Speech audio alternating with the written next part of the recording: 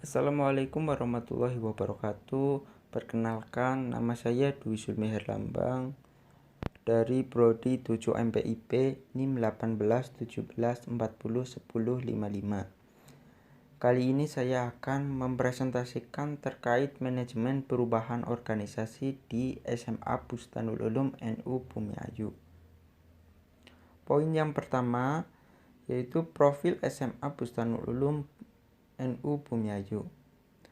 Sekolah ini merupakan lembaga pendidikan ma'arif yang dikelola oleh Yayasan Bustanul Ulum NU Bumiayu dan didirikan pada bulan Agustus tahun 1979 oleh Yayasan Bustanul Ulum NU Bumiayu.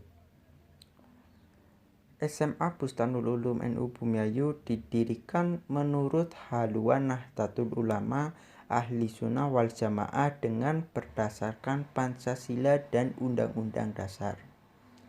Adapun tujuan didirikan sekolah ini yaitu ingin mewujudkan pendidikan dan pengajaran sesuai dengan ketentuan-ketentuan agama Islam yang tidak bertentangan dengan Pancasila dan Undang-Undang Dasar.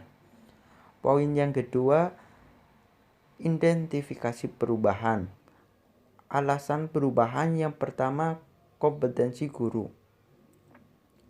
Standar kompetensi guru yaitu beberapa indikator yang dapat dijadikan ukur karakteristik guru yang dinilai kompeten secara profesional.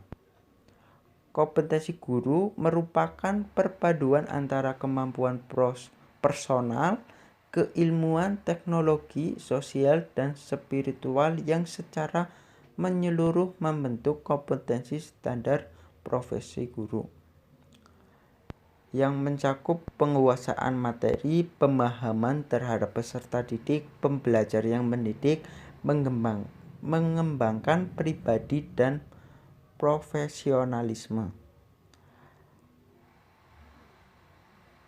Berdasarkan standar kompetensi, seorang guru harus memiliki 4 kompetensi yaitu kompetensi profesional, kompetensi pedagogik, kompetensi sosial, dan kompetensi kepribadian.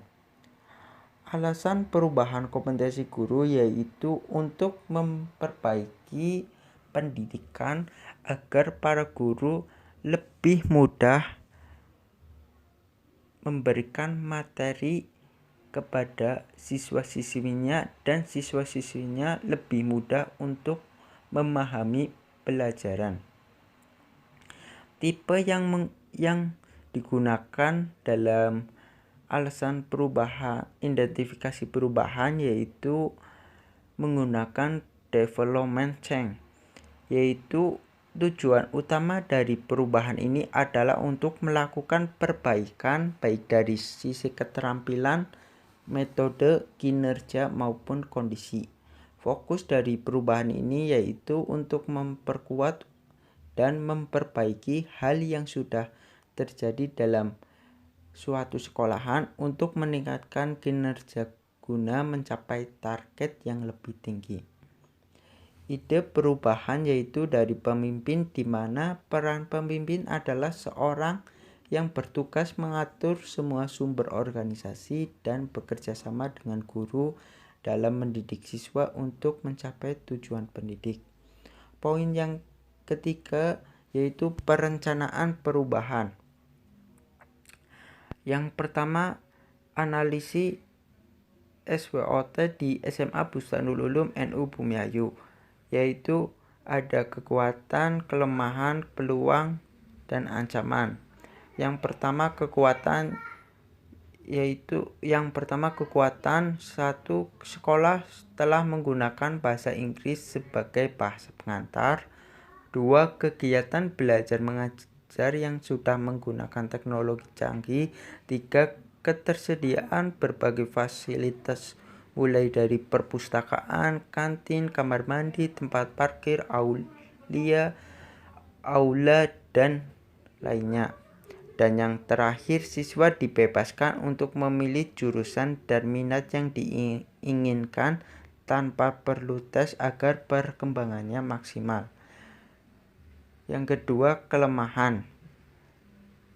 Dalam kelemahan di SMA Bustanul Ulum NU Bumiayu ada 3. Yang pertama, biaya masuk sekolah SMA swasta masih cenderung mahal bagi sebagian orang. 2. Siswa yang lebih sedikit daripada siswa negeri. Dan yang terakhir, siswa memiliki watak yang tidak bisa diatur.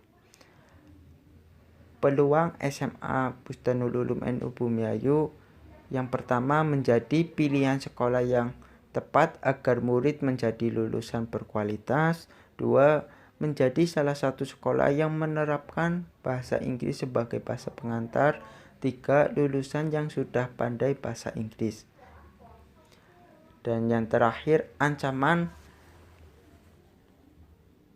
dari SMA Bustanul Ulum NU Bumiayu yaitu: yang pertama, sekolah negeri memiliki biaya masuk dan SPP yang lebih murah.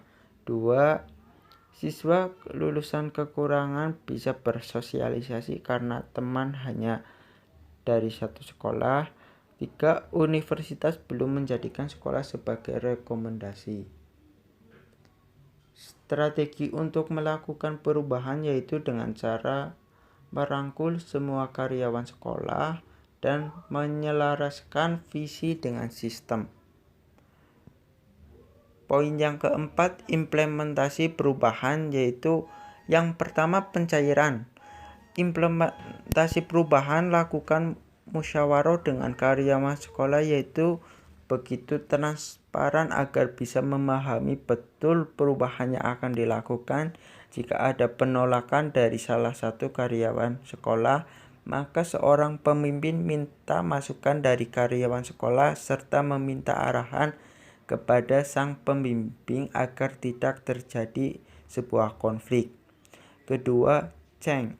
Awal mula ketika perubahan ditetapkan penyebab terjadi keraguan pada sebagian karyawan sekolah, maka sang pembimbing atau kepala sekolah harus melakukan musyawarah kembali serta menerapkan strategi-strategi agar dapat meyakinkan kepada anggotanya sehingga tidak lagi tanpa keraguan besar yang membawa keluar dari perubahan tersebut.